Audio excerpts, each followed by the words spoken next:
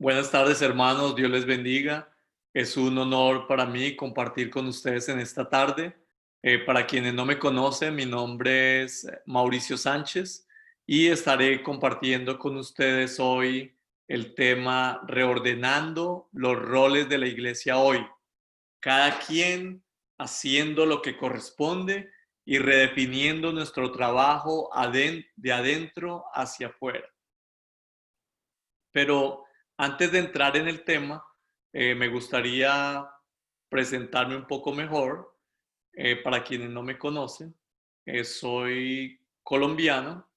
Siendo muy joven, a la edad de los 21 años, fui a vivir a Venezuela. He estado casado por 27 años con Rosalía. El Señor nos ha dado 3 hijos y un yerno. Y durante esos 27 años hemos estado sirviendo en el ministerio a tiempo completo, primero en Venezuela, dirigiendo el ministerio de la película Jesús, y luego en Puerto de Ayacucho, estado Amazonas, con el ministerio Misión Alas de Socorro, donde estuvimos hasta fines del 2006. En ese momento, fines de 2006, salimos de Venezuela hacia Costa Rica, donde estuvimos un poco más de 10 años, y los últimos 3 años hemos estado residiendo en la Florida. Al salir de Venezuela, el Señor cambió el enfoque de nuestro ministerio y nos hemos estado dedicando a desarrollar el ministerio que se llama EduTechnician, que básicamente lo que hace es usar herramientas de educación y tecnología para equipar a pastores y líderes a nivel global. Dios nos ha permitido entrenar a muchos pastores en diferentes lugares de América Latina, África y Asia, y ahora también en los Estados Unidos. A través de los años, mis hermanos, les cuento que he sido un estudioso de las escrituras y de la teología.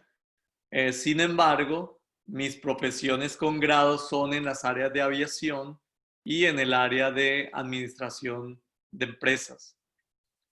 Como ya dije, es un honor hacer esta presentación y reflexiones, especialmente una audiencia tan especial como son los pastores venezolanos, a quienes tenemos en nuestro corazón y por quienes oramos continuamente, tanto por ustedes como por la nación. Pasemos ahora a la página de esta presentación para abordar el tema que nos reúne hoy, reordenando los roles de la iglesia hoy. Voy a comenzar compartiendo algo que me sucedió la semana pasada. Recibí con quizá 1 o 2 días de diferencia un mensaje a través del WhatsApp y una llamada telefónica. El WhatsApp era de una querida amiga de mi familia, quien conoce al Señor por al menos 20 años. Y la llamada era de un amigo que también sé que él conoce al Señor y ha tenido cierto liderazgo en su iglesia por quizá también 20 o más años. La amiga en su mensaje WhatsApp me pedía que contactara a una de sus amigas por cuanto su amiga estaba pasando tiempos difíciles. El amigo me pedía que encontrara a alguien para presentarle el evangelio a uno de sus mejores amigos, un amigo que tenía desde la niñez, y según entendí, el mensaje del evangelio no había sido presentado a este hombre. Entonces, miremos esos 2 escenarios. Tenemos 2 personas. Por lo menos han escuchado, yo saqué la cuenta, por lo menos entre 800 y 1000 prédicas. De seguro han tomado muchos cursos, entrenamientos, capacitaciones en la iglesia, han ido a retiros y todas las actividades que hacemos normalmente en las iglesias. Ellos se acercan para pedirme que haga el trabajo de consejero y de evangelista, en este caso con sus amigos. Cualquiera podría preguntarme, bueno, hermano Mauricio, ¿y cómo le fue con estas 2 personas? Bueno, no me fue. Tengo que contarles que no me fue. Ni bien ni mal, porque decidí, por lo menos inicialmente, no contactarlos. preferí hablar con mis amigos para que ellos mismos tomaran algunos pasos de acción. Estos dos ejemplos, mis hermanos, en mi opinión, son evidencias claras de una falla o al menos de un malentendido por parte de preciosos hermanos y hermanas en Cristo en torno a los diversos roles instituidos por Dios para la iglesia. Espero no ser malentendido, pero especialmente por mis amigos, porque aprecio esa amistad con ellos, ¿verdad? Pero con mucho tacto traté de decirle a la amiga y se lo dije, que primero yo no contactaba a mujeres para aconsejarlas. Y luego le dije que ella como amiga cercana de esta señora tenía la tremenda oportunidad, no solamente de acercarse a ella, sino de orar con ella, ministrarle, tratar de ayudar, acompañarla, escucharla y por supuesto, claro que sí, si veía que necesitaba algún tipo de ayuda adicional, que podía buscar seguramente el apoyo en otros hermanos, en otras personas, en caso de ser necesario, incluso el apoyo en el área profesional en caso de que necesitara algún tipo de ayuda específica. Ahora, mi pregunta es, ¿cuántos de ustedes, pastores, han recibido invitaciones a evangelizar al esposo de la hermana, a evangelizar al hijo de la hermana o del hermano de la iglesia, a evangelizar, a presentarle el evangelio, a animar al vecino, al prometido de la joven o a la prometida del joven? Seguro lo han vivido varias veces. ¿Qué dice la Biblia al respecto? ¿Será que yo, Mauricio, no hice bien mi trabajo en el momento que rehusé aconsejar o evangelizar a la amiga de la amiga o al amigo del amigo? ¿Qué me propongo en los próximos minutos? Me gustaría que revisáramos un poco la palabra de Dios con el propósito de describir el rol sacerdotal que nos presenta el Antiguo Testamento, explorar un poco el rol de los líderes de la iglesia en el Nuevo Testamento, reflexionar sobre la funcionalidad de la iglesia hoy, explorar el rol de la iglesia hacia adentro y hacia afuera, ya lo veremos luego, y por último, definir los límites del campo de acción de la iglesia hoy. Hablaremos de los roles de la iglesia y para esto debemos revisar el Antiguo Testamento para recordar un poco sobre el rol sacerdotal. Por supuesto, la iglesia como iglesia no existía en ese momento, pero vamos a revisar el rol sacerdotal en el Antiguo Testamento y eso nos va a ayudar a movernos luego al Nuevo Testamento para identificar los roles en la iglesia, al menos en dos episodios diferentes. Y finalmente, vamos a atrevernos a sugerir algunos ajustes, si cabe el término, para aplicar a la iglesia de hoy. En el Antiguo Testamento, miremos primero el Antiguo Testamento, y ustedes conocen esto muy bien, ¿verdad? El sumo sacerdote era el más alto dignatario religioso y representante de la nación ante Dios, de acuerdo a lo que dicen diccionarios como el diccionario bíblico Douglas Tinney. Aarón y sus hijos fueron purificados, ungidos y vestidos con las vestiduras sacerdotales para ejercer el trabajo sacerdotal de acuerdo a Levítico 8:2. En el versículo 10 del mismo capítulo, Moisés ungió el tabernáculo y todo lo que había allí en el tabernáculo fue ungido por Moisés. Luego en el versículo 12, dos versículos más adelante, Moisés también ungió en este caso y consagró a Aarón, su hermano, para el trabajo sacerdotal.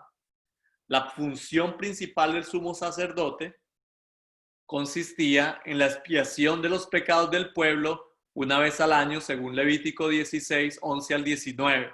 También hacía expiación por sí mismo el sacerdote, por su casa y por el santuario.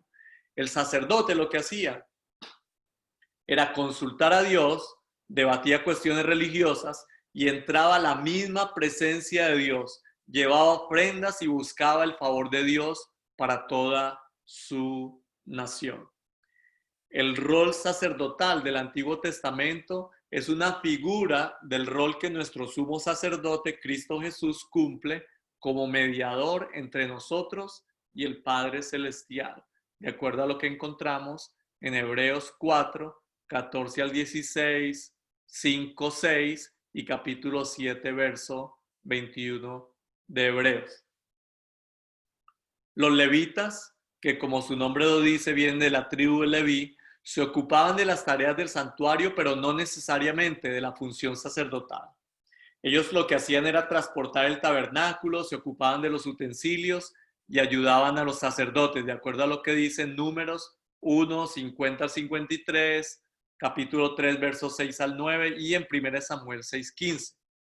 Ahora, vayamos al Nuevo Testamento para revisar un poco un evento de la iglesia primitiva que nos arroja una luz de la iglesia en ese contexto, en ese momento histórico, y luego veremos lo que escribe también el apóstol Pablo con relación a los roles de la iglesia.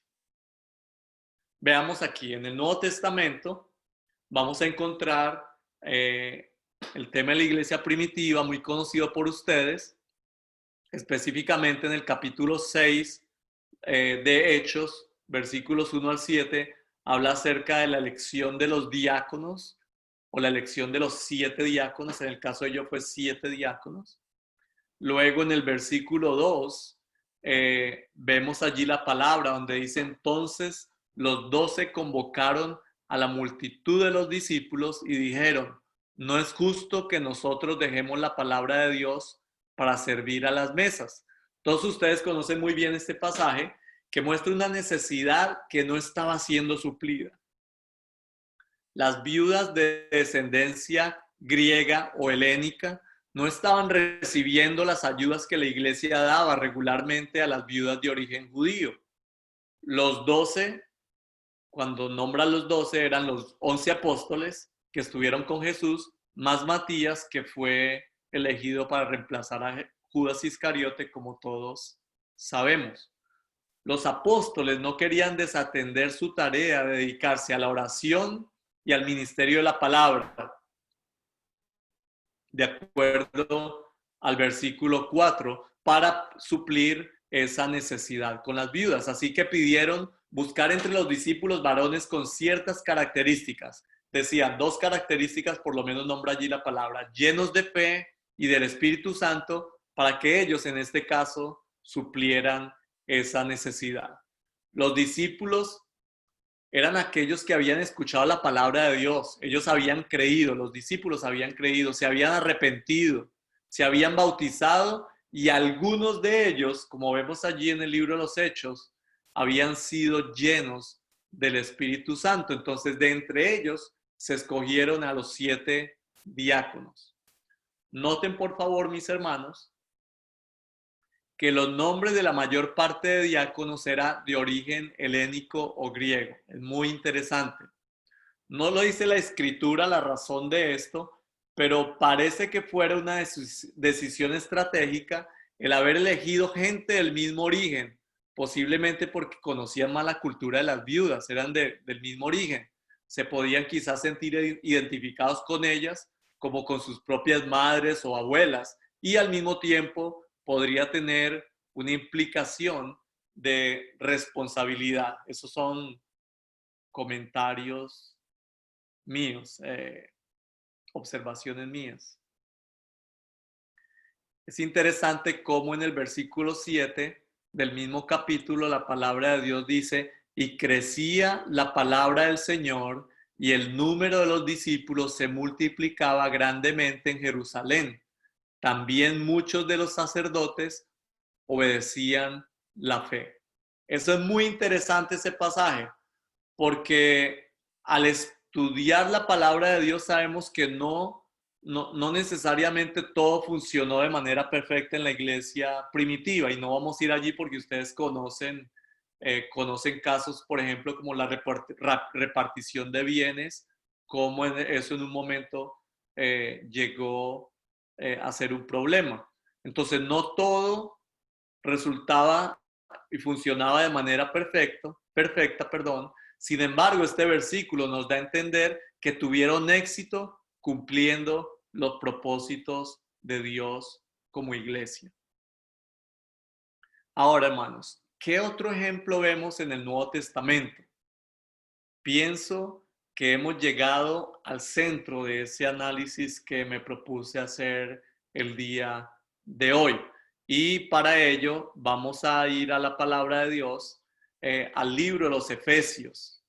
En el Nuevo Testamento, carta del apóstol Pablo a los Efesios, habla específicamente en el capítulo 4, versos 11 al 13, de las 5 funciones, yo lo llamo 5 funciones de liderazgo, algunos usan otros nombres, yo les llamo 5 funciones de liderazgo, pero también habla de los santos. Recordemos que la carta a los Efesios fue escrita por Pablo posiblemente en Roma durante su primer encarcelamiento, según Hechos 28, 30 al 31. Algunos dicen que pudo ser cerca del año 62 después de Cristo. El propósito principal de esta carta escrita a los Efesios, específicamente a la iglesia de los Efesios, es la unidad en la fe, 1, y 2, la madurez en Cristo. Unidad de la fe y madurez en Cristo, que por supuesto es sumamente necesario en la iglesia de hoy también. Entonces, por supuesto que este tema particularmente tiene necesariamente muchísima relevancia para la iglesia de hoy. Desmenucemos un poco este pasaje porque tiene muchos elementos que debemos tomar en cuenta para este análisis. Comienza diciendo el versículo 11, y él, ¿quién es él? Se está refiriendo a Jesús, de quien el pasaje viene hablando en los versículos anteriores. En el versículo 1 al 10 venía hablando de Jesús, entonces por eso comienza este versículo 11 diciendo, y él, refiriéndose a Jesús. Y los versículos anteriores estaban básicamente describiendo la vida en Cristo de la iglesia como su cuerpo, como la iglesia de Cristo debe vivir en unidad unos con otros, pero en unidad también en Cristo Jesús.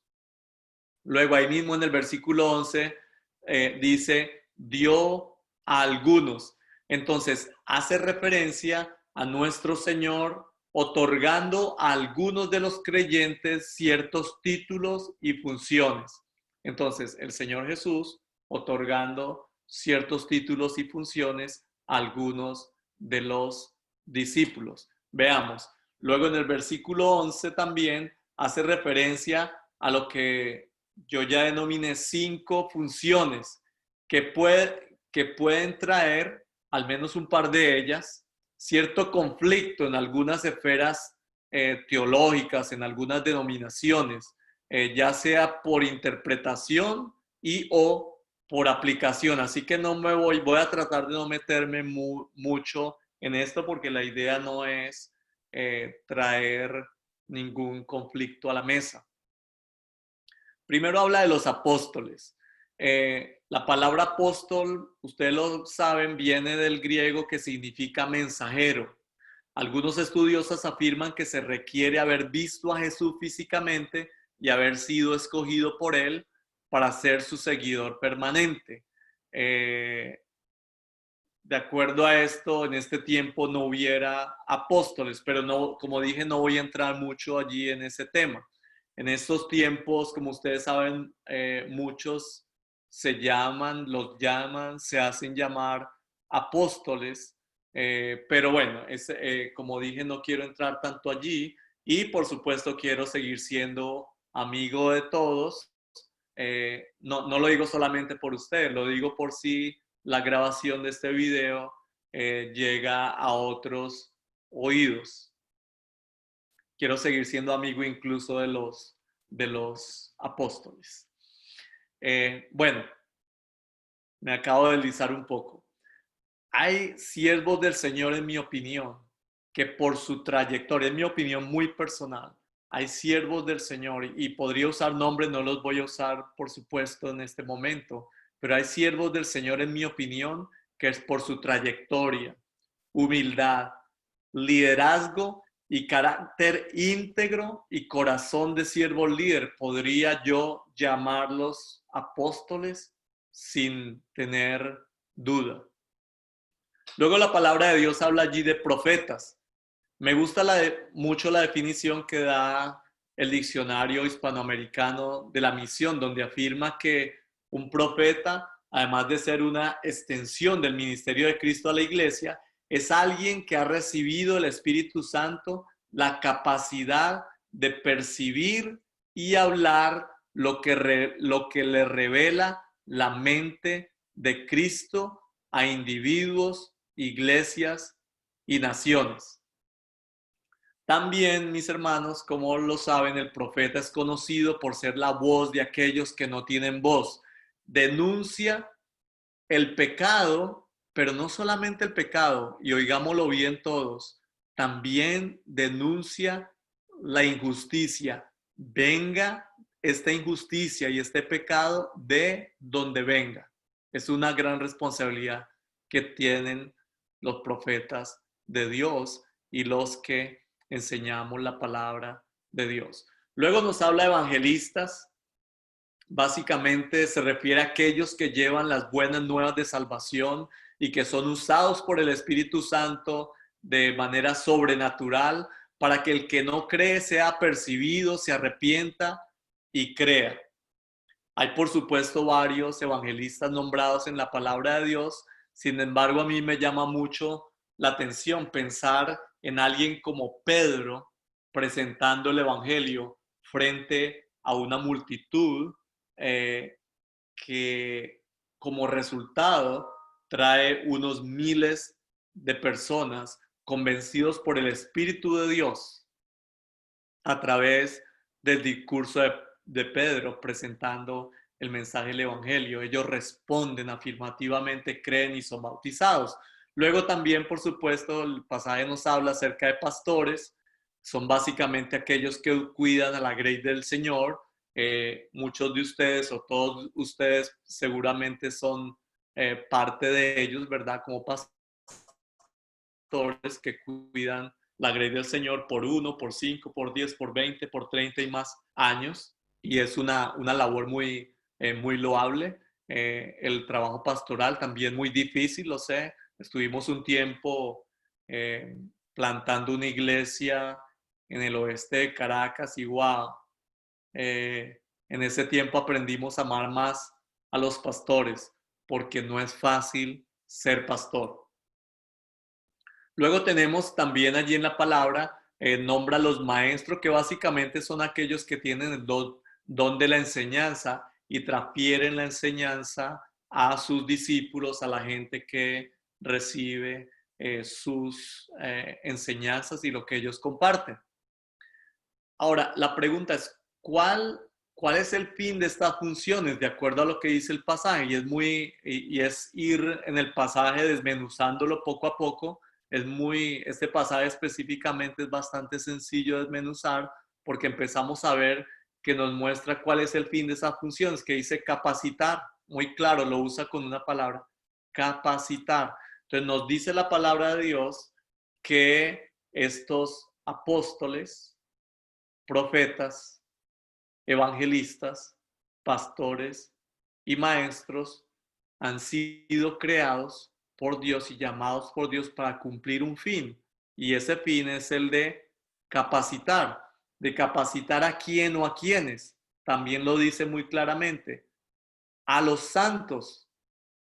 Y luego viene la pregunta natural. ¿Y quiénes son los santos? Porque no son los santos que yo sé muchos de nosotros venimos de la iglesia tradicional, donde los santos, ustedes saben, es una estatua que no ve, pero las personas se acercan pensando que es alguien que le va a escuchar y va a responder a sus plegarias. Pero bueno, ese no es el tema, no es el tema de hoy. ¿Qué dice 1 Pedro 2:9? Con respecto a los santos, dice, mas vosotros sois linaje escogido, real sacerdocio, nación santa, pueblo adquirido por Dios, para que anunciéis las virtudes de aquel que os llamó de las tinieblas a su luz admirable. Cuando habla aquí la palabra de santos, los santos somos todos los que hemos sido comprados con el más alto precio que puede pagarse por cualquier ser humano. Y en este caso es con la sangre de nuestro Señor Jesucristo. Esto de santos en la vida práctica lo que nos hace es apartados para Dios, como dicen muchos comentaristas y teólogos, comentaristas de la palabra y teólogos. Ahora, ¿para qué son capacitados los santos?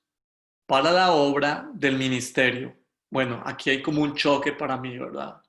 Un choque, no hoy cuando lo estoy leyendo, pero cuando hace unos pocos años, tengo que confesar, desde muy niño conocí al Señor, pero realmente hace pocos años que el Señor me dio a entender mucho más este pasaje y me encuentro con esto. Dije, bueno, espere un momento, porque si todos los santos son quienes van a hacer el ministerio, entonces, ¿cuál es el rol de los líderes, de los apóstoles, de los profetas, de los evangelistas, de los pastores, de los maestros? Porque hasta ahora había visto mucho en diferentes lugares cómo los que hacen el ministerio son los pastores, los maestros, los evangelistas, los profetas y los apóstoles. Pero la palabra de Dios habla aquí claramente que la función la tarea, el rol de estas 5 funciones es capacitar a los santos, capacitar a los santos para la obra del ministerio. Y dice más adelante, para la edificación del cuerpo de Cristo, hasta que todos lleguemos a la unidad de la fe y del conocimiento pleno del Hijo de Dios, a la condición de un hombre maduro, a la medida de la estatura de la plenitud de Cristo. Entonces, veo algo drástico aquí, muy claro, que me está mostrando que quienes están llamados al ministerio, quienes estamos llamados al ministerio no solamente somos los pastores, los misioneros, los profetas, los evangelistas, los maestros, sino que cada creyente está llamado para tener un rol en el ministerio. Eso abrió mis ojos cuando lo pude entender claramente y, como dije, debo confesar, eso sucedió hace pocos años. ¿Te parece, mis hermanos, que aquí encontramos la respuesta para mi amiga del mensaje WhatsApp y para mi amigo de la llamada telefónica? ¿Recuerdan? Ellos estaban buscando a un pastor o a un misionero para que hiciera una labor que ellos, como santos, como creyentes en Cristo Jesús, lavados con la sangre del Cordero, capacitados, discípulos de Cristo, ellos tienen todas las herramientas, tanto la amiga como el amigo, para ministrar a otros y para servir y para hacer la obra del ministerio.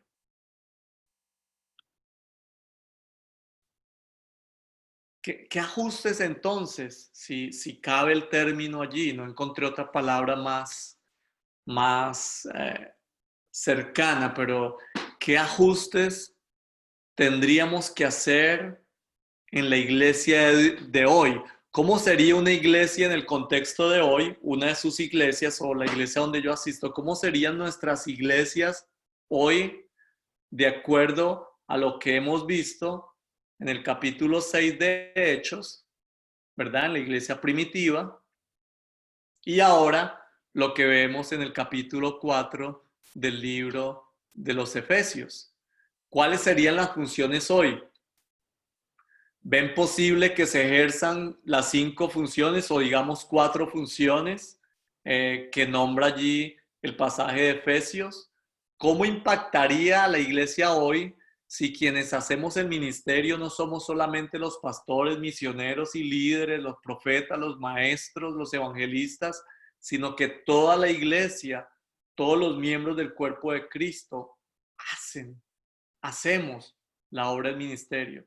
¿Qué pasaría si mis amigos, en vez de llamarme para que yo evangelice, aconseje, disipule o ayude a sus familiares y amigos, que ellos lo hicieran ellos mismos? Por supuesto, recibiendo el apoyo, el ánimo, la capacitación, el acompañamiento que se requiriera, ¿verdad? ¿Quiénes ocuparían esas posiciones en este tiempo? Me refiero a las posiciones que vemos allí en el libro en la carta a los Efesios. Y una vez que hemos capacitado a los santos, ¿qué hacemos con ellos? ¿Será que los seguimos esperando cada domingo para que vengan al culto, traigan sus ofrendas? Bueno, ahora no pueden venir al culto porque hay normas de restricción, entonces para que vean el culto por la internet.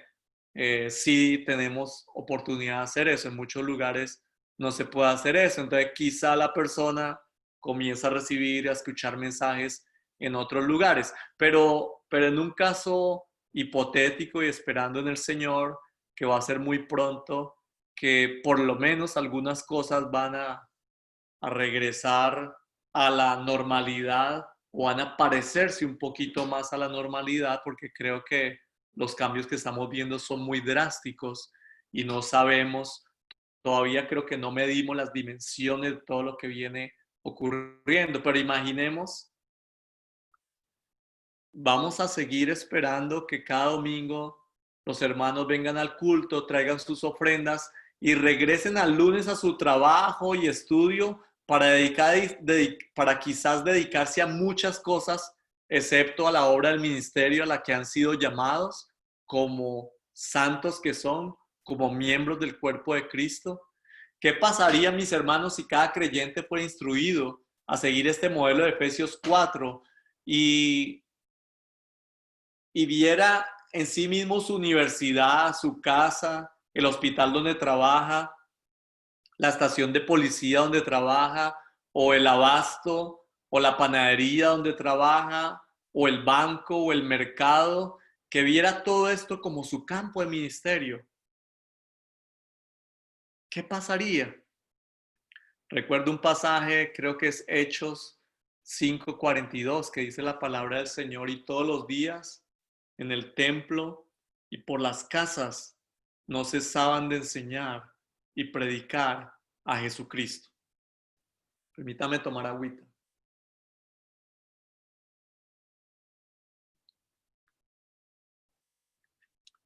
Me gusta mucho en este pasaje, en este pasaje que hemos leído anteriormente de Efesios, la palabra equipar, pues denota dar a alguien exactamente lo que requiere para un viaje, para realizar una tarea o ser equipado para otra obra u otra acción. ¿Cómo está, mis hermanos, la iglesia de hoy? ¿Y qué requieren los santos además de tener conocimiento de las escrituras? Además de tener solamente conocimiento, ¿qué más que más necesitan los santos de hoy. Veamos. Tristemente, vemos, y yo particularmente he visto muchos casos donde la iglesia es un lugar plantado en una comunidad donde gente, para muchos un poquito extraña, vienen una o más veces por semana a cantar, a orar, a dar sus ofrendas, a escuchar una prédica y luego regresan a su casa o van quizá antes al restaurante si tienen oportunidad de hacerlo o a visitar a alguien y lo hacen una y otra vez. En 20 años, como dije antes, podemos quizá visitar nuestras congregaciones por lo menos unas 800 o hasta 1000 veces, aun si vamos una sola vez a la semana a la congregación. Mi pregunta es, ¿cómo están influyendo estas prácticas, estas prédicas, esta manera de ser iglesia en la transformación del mundo o en la transformación de mi país o de mi ciudad? O al menos de mi barrio, o de mi cuadra, o por lo menos, bueno, que hayan cambios en mi casa, que mi hogar sea más estable, que la relación con mi esposa y con mis hijos sea más normal. O aún cómo están influyendo estas prácticas como iglesia en mi propia transformación integral. Realmente tenemos nuestras congregaciones llenas de personas que están en ese proceso de transformación espiritual, emocional, transformación de su relación con Dios, o tenemos simplemente unos poquitos con esa característica y muchos otros espectadores que el alimento que reciben y la relación que tienen con Dios se limita a las 2 o 3 horas que se reúnen cada domingo. Me pregunto, ¿está realmente mi congregación? Y lo dejo también para cada uno de ustedes que se pueda hacer esa pregunta. Y cuando digo hacerse la pregunta no es para señalar, digo hacer la pregunta porque la palabra de Dios dice que mientras tenemos vida y esperanza, y esto que está sucediendo con este virus, que ha hecho tanto daño a mucha gente. Yo les puedo confesar que en mi caso personal ha sido una bendición en este sentido. Por supuesto, ha sido muy triste por amigos míos que han sido contagiados y algunos de ellos están luchando por su vida y por supuesto sumamente triste. Pero puedo decir ha sido una bendición porque ha sido como la continuación de un tiempo donde Dios me inquieta, no solamente a mí, pero también a mi esposa, tener una relación más estrecha con Él, a conocerle mejor, a dejar de, y lo voy a decir por mí, no por ninguno de ustedes o tampoco señalando a nadie en ninguna congregación, lo digo por mí, a quizá a veces dejar de, de ejercer solamente las funciones de un creyente, pero sin que esté realmente sucediendo un proceso transformador en, en mi vida. ¿Está realmente mi congregación teniendo un impacto en la vida de cada miembro, en la comunidad donde está el templo, en la ciudad, en mi nación, en el mundo? ¿O simplemente decimos, no, es que los problemas de este país son tan grandes que yo no puedo hacer nada para mejorarlos? Y tristemente algunas veces le hemos creído al mundo, a la carne y al diablo que eso es verdad, pero no es lo que dice la palabra de Dios. ¿Cómo entonces pasamos del conocimiento a la acción? Por supuesto, no queremos convertirnos solamente en activistas, ¿verdad? De acción a acción, pero nada de, um, nada de fortaleza interna, nada de columnas fuertes, de cimientos. Por supuesto que no lo queremos, no es algo solamente de afuera de acción, es algo que tiene que empezar adentro, de transformación, donde el Espíritu de Dios trabaja en mi vida para traer esa transformación. La palabra de Dios en el libro de los Proverbios, capítulo 15:7, ustedes pueden verlo allí, dice, los labios de los sabios atesoran conocimiento. El conocimiento en sí mismo no es malo. Algunas veces hemos satanizado el conocimiento y hay hay lugares en la palabra que han sido mal usadas y sacadas de contexto para decir que conocimiento es malo. Por supuesto, el conocimiento solo, estacionario, y que queda solamente aquí a nivel del saber, por supuesto que es limitado y no cumple el propósito para el cual fue creado. Debe existir algo más, debe haber un convencimiento, debe haber algo que Dios hace en el corazón del ser humano para traer convencimiento, para que se pueda apropiar de aquello que quizá inicialmente conoció solamente en su intelecto, pero que luego fluye y trabaja en su corazón. Dice la palabra en Proverbios 119:11, dice la palabra del Señor, en mi corazón he atesorado tu palabra para no pecar contra ti, algo muy profundo del corazón. Y uno de mis pasajes favoritos que habla acerca de transformación, Romanos 12:2 dice, y no os adaptéis a este mundo, sino transformados mediante la renovación de vuestra mente para que verifiquéis cuál es la voluntad de Dios, lo que es bueno, aceptable y perfecto. Y qué mejor este tiempo.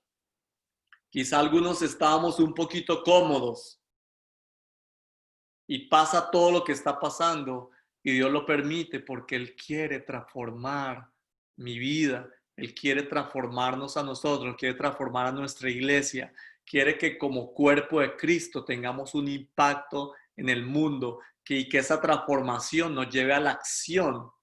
¿Qué pasaría si cada miembro de su iglesia tuviera discípulos y los entrenara sin tener que tocar la puerta de su casa y decir, pastor, por favor, ayúdame a discipular a mi vecino que ahora quiere creer en el Señor?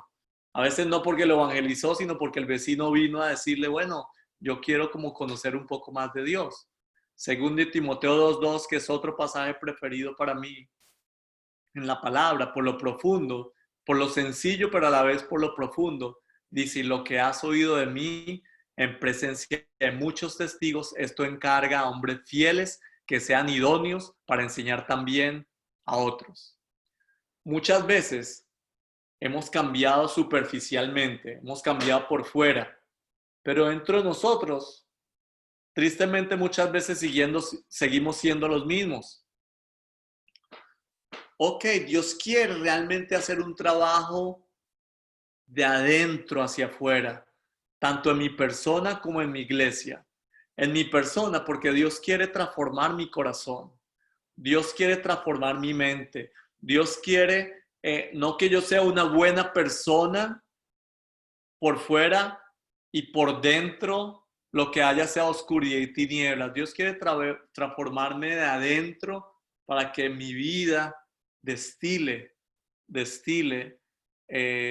esa presencia de Dios y eh, ese don que Dios nos da para vivir una vida transformada que le honre y que la alabe. Y para mi iglesia también, porque Dios quiere trabajar dentro de mi congregación para que mi congregación sea luz a las naciones, faro a las naciones, traiga transformación a la gente que está dentro, pero que también traiga transformación y sea bendición, impacte la vida de la gente que está alrededor de la congregación.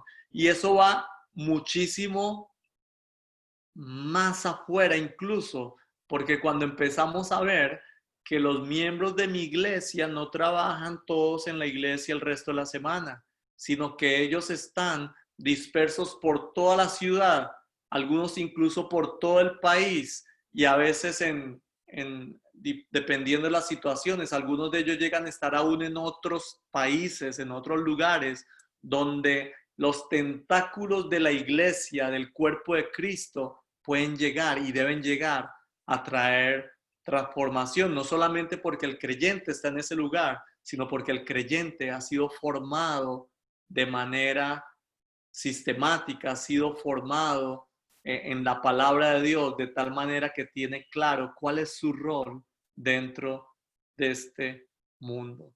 ¿Cómo sería entonces esto de un cambio de adentro hacia afuera? Aunque ya quizá hablé un poquito del tema. Vimos en la palabra que estos líderes o 5 funciones: apóstoles, profetas, evangelistas, pastores y maestros. Ese es, digamos, uno de los grupos, y vamos a ver rápidamente o a explorar un poco qué sería algo de adentro hacia afuera en la vida de esos líderes. Lo llamo líderes.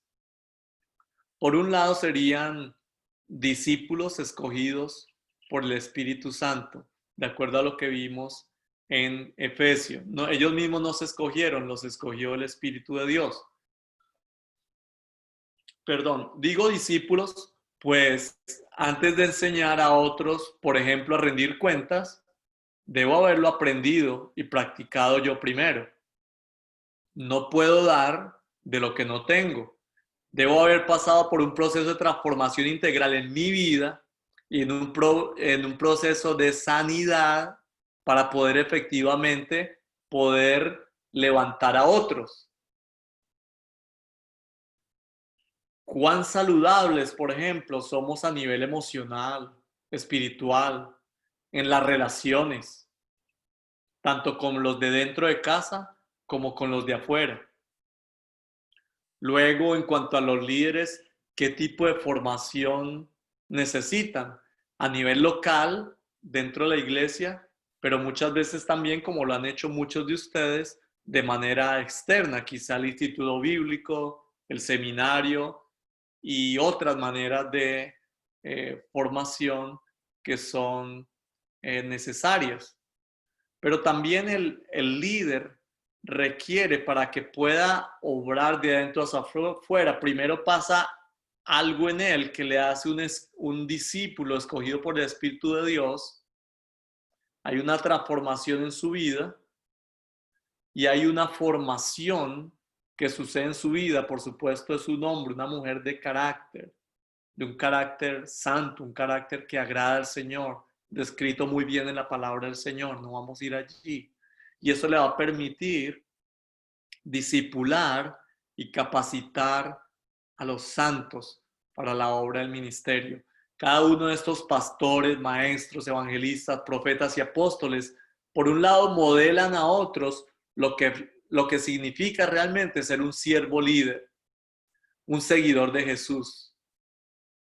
Sí, enseñan conocimiento, pero más que eso, transfieren un ejemplo de vida, un modelo de vida a seguir, que repito, no es algo solo externo, es algo que fluye de adentro, y que la gente que está más cerca de esta persona, o sea, yo puedo fingir por 2 horas en la iglesia, por 3 horas. Yo puedo fingir en mi trabajo por unas horas que estoy allí en la oficina. Yo puedo fingir en muchos lugares, pero generalmente quienes me conocen son los de casa. Entonces, ¿qué dicen los de mi casa acerca de mí? ¿Y qué saben acerca de mí que posiblemente me descalifica para la obra del ministerio? O por lo menos debería yo tomar en cuenta para que me sea administrado en esa área, para poder crecer y desarrollarme como el siervo líder que Dios quiere que yo sea. Ahora, también de adentro hacia afuera, ¿qué pasa en la vida de los santos? Los santos, como dijimos y como dice allí la palabra, van a ser equipados para la obra del ministerio. Entre esos santos tenemos, y seguro usted tiene en su iglesia, médicos, obreros, amas de casa, estudiantes, policías, militares, políticos, aunque no lo creamos, políticos también, que han sido redimidos por la sangre del Cordero y toman la decisión de cumplir los propósitos para los cuales Dios le creó. Estos santos son discípulos en proceso de transformación, no son discípulos transformados, porque la transformación no es un evento, es un proceso. No es algo que ocurre una vez, es algo que se extiende por el resto de la vida, pero que debe ir incrementándose, por supuesto, creciendo. Son discípulos en proceso de transformación continua que cada vez buscan y llaman a los pies del Señor para conocerle a Él de manera estrecha y no solo conocerle, pero obedecerle.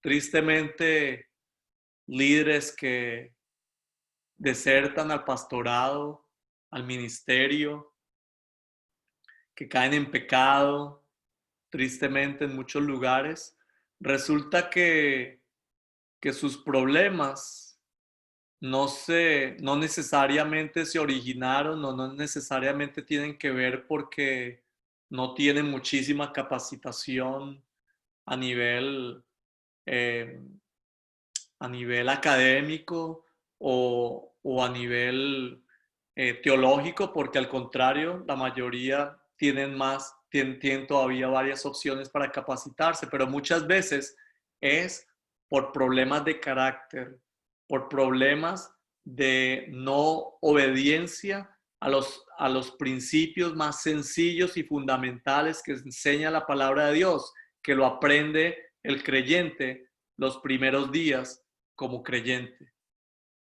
Por supuesto, el santo también está llamado a recibir esa formación local de la cual hablamos, ¿verdad? La formación local, entonces reciben formación local de los líderes y rinden cuentas a Dios y a los hombres de su propia vida, de la integridad de su familia, de cómo manejar sus finanzas y de cómo actúa en privado y en público.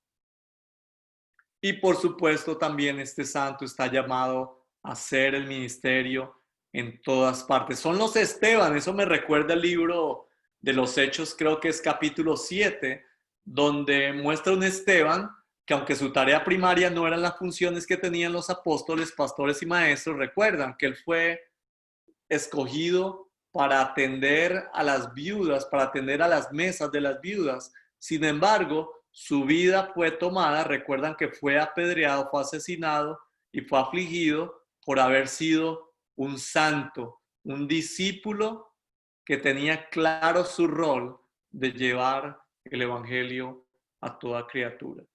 ¿Qué dice la Biblia sobre el campo de acción de la iglesia? Ya casi terminamos con esto, por el día de hoy. ¿Qué dice la Biblia sobre el campo de acción de la iglesia hoy? ¿Acaso se limita a mi iglesia local mientras veo que todo se derrumba a mi alrededor?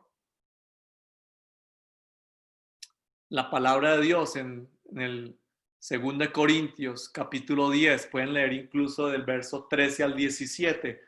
Voy a leer en la Biblia de las Américas, que me gusta bastante, dice la palabra del Señor: mas nosotros no nos gloriaremos desmedidamente, sino dentro de la medida de la esfera que Dios nos señaló como límite para llegar también hasta vosotros. Entonces, la palabra habla aquí, esto fue un impacto también cuando descubrí este pasaje hace unos pocos años, porque habla acerca, especialmente esta versión, de una esfera de influencia. Y en 2 Corintios 10:16 dice la palabra del Señor: para anunciar el evangelio aún a las regiones que están más allá de vosotros y para no gloriarnos en lo que ya se ha hecho en la esfera de otro. Debo confesar que, como ya dije, que hasta hace un par de años no había entendido este pasaje en la forma que lo entiendo hoy. Como estratega de ministerios y participando en juntas directivas, ministerios, iglesias, yo encuentro realmente fascinante este pasaje porque sugiere esferas de influencia dadas por Dios a cada uno y al cuerpo de Cristo también, y a las, digamos, a las congregaciones locales, en mi modo de ver. Pablo habla aquí de él y de quienes andaban con él, cuando él dice nosotros. trayéndolo a nuestra realidad hoy y tomando en cuenta lo que hemos visto en Efesios sobre la labor de los santos, creo que Dios está llamando a cada pastor, maestro, líder de la iglesia a ver su esfera de influencia más allá de las cuatro paredes del templo. Quizá lo dije muy rápido. Dios está llamando a cada pastor, maestro y líder de la iglesia a ver su esfera de influencia dada por Dios más allá de las cuatro paredes del templo. Esta pandemia nos ha enseñado, al menos a mí, como lo he repetido algunas ocasiones, que hay maneras diferentes, hay formas diferentes que debo explorar sin perder de vista la solidez de la palabra de Dios y, por supuesto, teniendo una vida de intimidad con Dios que va creciendo, que se hace más fuerte, que se alimenta continuamente.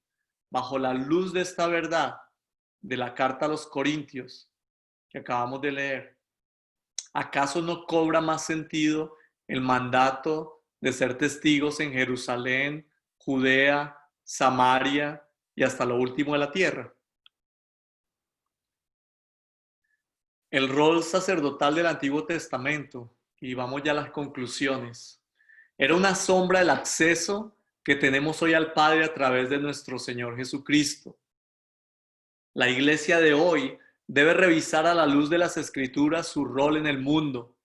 Cada creyente debe ser un discípulo que al menos, por lo menos, cumple su rol como santo, ejerciendo la obra del ministerio al cual ha sido llamado.